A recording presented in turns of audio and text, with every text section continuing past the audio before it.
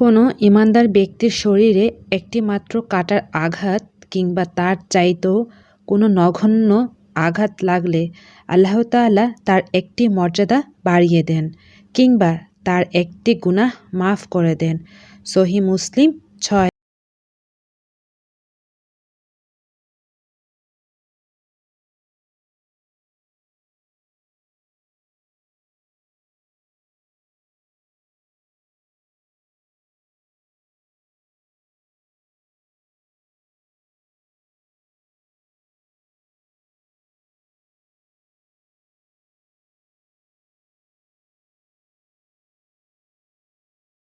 ঐশী বলছি, ঐশীস ওয়ার্ল্ডে আরও একবার স্বাগত জানিয়ে নিচ্ছি। কাছে এবং দূরের দেশ এবং দেশের বাইরে থেকে আজকে যারা ভিডিওটি দেখছো, আশা করছি আল্লাহর রহমতে সবাই ভালো আছো। আমরাও আল্লাহর রহমতে ভালো আছি, আলহামদুলিল্লাহ।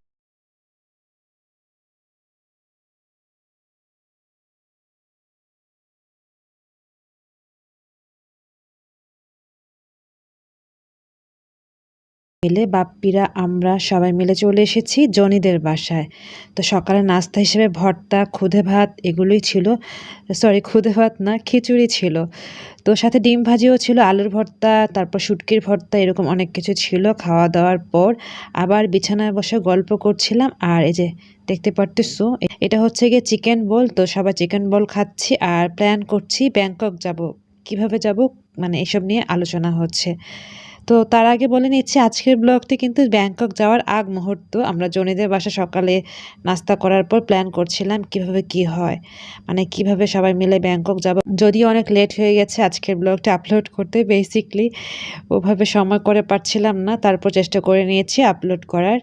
আর সকাল সকাল চা খেয়ে নিয়ে অলরেডি 12:30 বেজে গিয়েছে। তো 12:30টার সময় এরকম আম ছিল ফ্রিজে, ইভা আমাকে বলল আম ভর্তা বানিয়ে দেওয়ার জন্য। তো আমি চিনি, শুকনো মরিচ মানে চিলি ফ্লেক্স প্লাস লবণ দিয়ে, একটু লেবুর রস, লেবু পাতা দিয়ে খুব মজা করে একটা আম ভর্তা বানাচ্ছি। আমি একটু পানির পরিমাণ বেশি দিয়ে দিয়েছি এর মধ্যে, এতে করে ঝোলটা যারা পছন্দ করে তাদের কাছে ভালো লাগবে। তো আমি এইটা হাত দিয়ে ভালো করে কচলিয়ে নিচ্ছি, দেখতে পারতেছো। তো অলরেডি আমি এই যে ভয়েস দিতেছি না, ভয়েস দিতে গিয়ে আমার জিভে পানি চলে আসছে, যেটা অলরেডি বুঝতে পারতেছো। তো যাই হোক, একটা লেবু পাতা গাছ থেকে পেড়ে নিয়ে আসছি। আবার ইভাদের ব্যালকনিতে লেবু গাছ আছে, তো অনেকগুলো লেবু পাতা হয়েছে যেহেতু গাছ আছে, তো এর মধ্যে একটা ছিঁড়ে এনে একটু মানে স্মেলের জন্য দিয়ে দিচ্ছি। এবার কচলিয়ে নিয়ে বাটিতে বাটিতে করে সবাই খেয়ে নিব। দুপুর 12টা থেকে 12:30টার মধ্যে আমরা এই আম ভর্তা খাচ্ছি।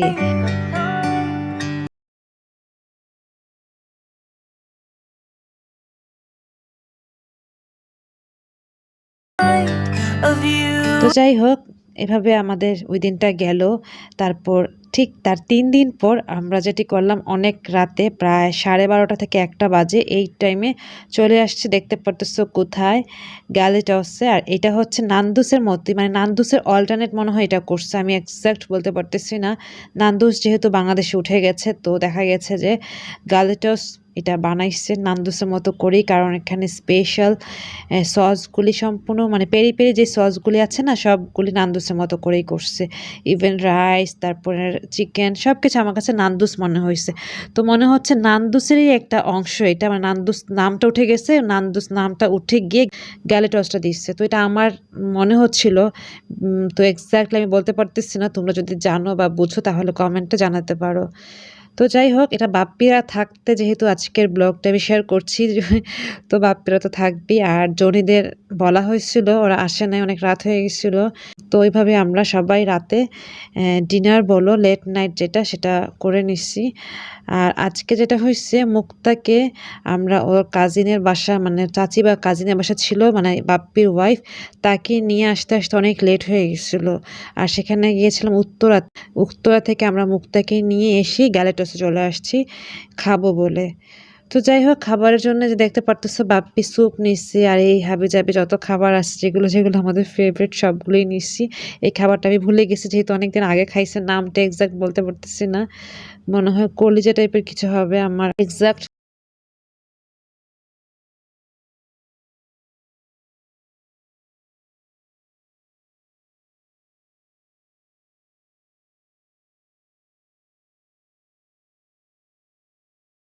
তো সসের ভান্ডার দেখি নিশ্চয়ই বুঝতে পারতেছো, গ্যালিটসের যে নান্দুসের সসগুলি দেখতে পারতেছো ঠিক ওরকম করে। এই জিনিসগুলো আমার খুব ভালো লাগছে। আর আমরাই লাস্ট বেচ, মানে এখন আমাদের খাওয়ার পরই এই রেস্টুরেন্টটা ক্লোজ করে ফেলবে। তো আমাদেরকে সার্ভ করছে, তো অলরেডি 1টাও বেজে গিয়েছে। ভাগ্যে সেটা ওপেন ছিল, তা না হলে আমাদের ঘুরতে হতো আজকে ডিনারের জন্য। তো বলতেছিল যে আমরাই নাকি লাস্ট, এরপর সব ক্লোজ করে ফেলতেছে। যাই হোক, চিকেন চলে আসছে, সালাদ চলে আসছে, তারপর ফ্রেঞ্চ ফ্রাইস চলে আসছে, আর রাইস দেখতে পারতেছো হলুদ রঙের। নান্দুসে কিন্তু এই রাইসটা দেয়। ড্রিঙ্কসও যে যার যার মতো করে নিয়ে নিচ্ছি। এভাবে আমরা সবাই লেট নাইট ডিনার করে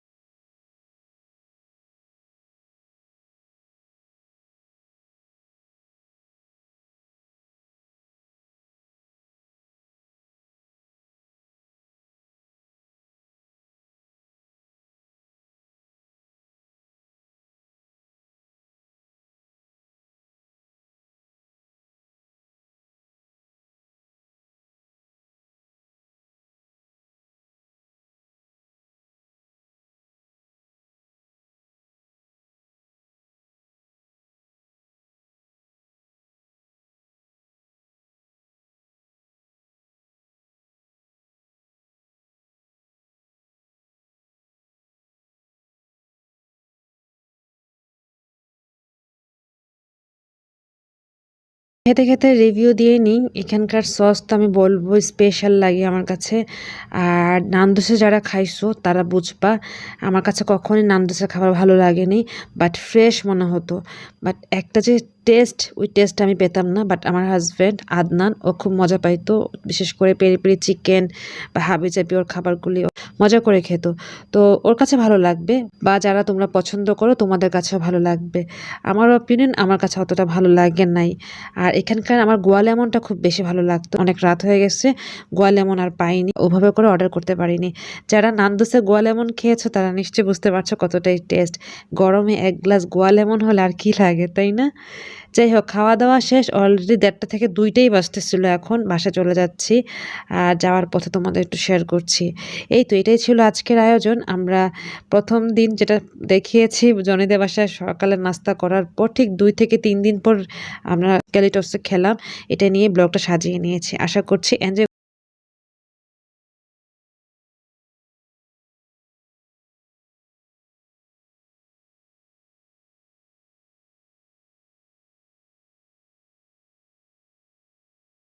পেতে চ্যানেলটিকে সাবস্ক্রাইব করে নিতে পারো, আর একটা লাইক করে নিতে পারো, তাই না? আজ এখানে বিদায় নিয়ে নিচ্ছি। আল্লাহ হাফিজ, আসসালামু আলাইকুম।